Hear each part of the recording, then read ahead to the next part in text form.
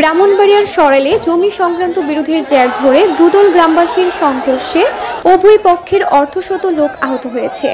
বুধবার সকালে উপজেলার পাকশিমুল ইউনিয়নের ফতেপুর গ্রামে এই সংঘর্ষের ঘটনা ঘটে।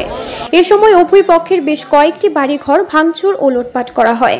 স্থানীয় ইউপি চেয়ারম্যান পার্শ্ববর্তী গ্রামের লোকজন নিয়ে পরিস্থিতি নিয়ন্ত্রণে আনে। পুলিশ ও প্রত্যক্ষদর্শী সূত্রে জানা যায়, উপজেলার ফতেপুর গ্রামের আপন দুই ভাই সাত্তার ও এমদাদুলের মধ্যে জমি সংক্রান্ত বিষয় নিয়ে পূর্ব বিরোধ ছিল। এই বিরোধের জের ধরে বুধবার সকালে দুই ভাইয়ের পক্ষে বিভক্ত হয়ে দেশীয় অস্ত্র নিয়ে পুরো গ্রামবাসী সংঘর্ষে জড়িয়ে পড়ে। প্রায় ৩ ঘন্টা ব্যাপী সংঘর্ষে উভয় পক্ষের অন্তত অর্ধশত লোক আহত হয়। আহতদের চিকিৎসার জন্য উপজেলা স্বাস্থ্য কমপ্লেক্স ও স্থানীয় বিভিন্ন ক্লিনিকে ভর্তি করা হয়েছে।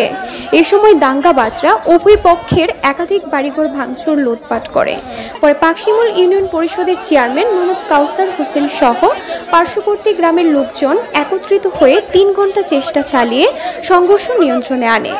আমি তো অসুস্থ মানুষ, রাত্রে কিছু হয়ে হলো হয়েছিল আসলে ঠিক।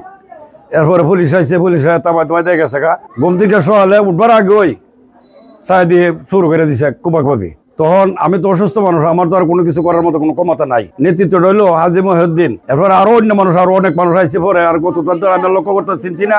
আমার গড় 5 ভরি স্বর্ণ আছেন, আর আমার কিসের বেগের মধ্যে মসজিদের 2 লক্ষ টাকা আছেন, আর আমার হুতের 5 লক্ষ টাকা।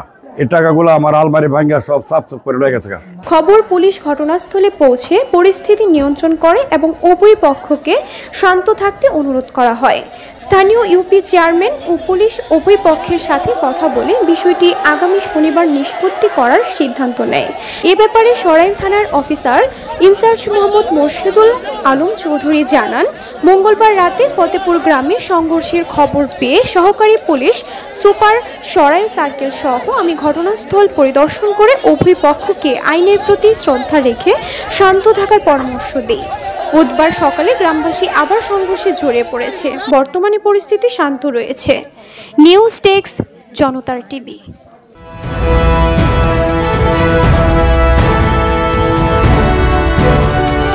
জনতার টিভি, জনগণের আয়না।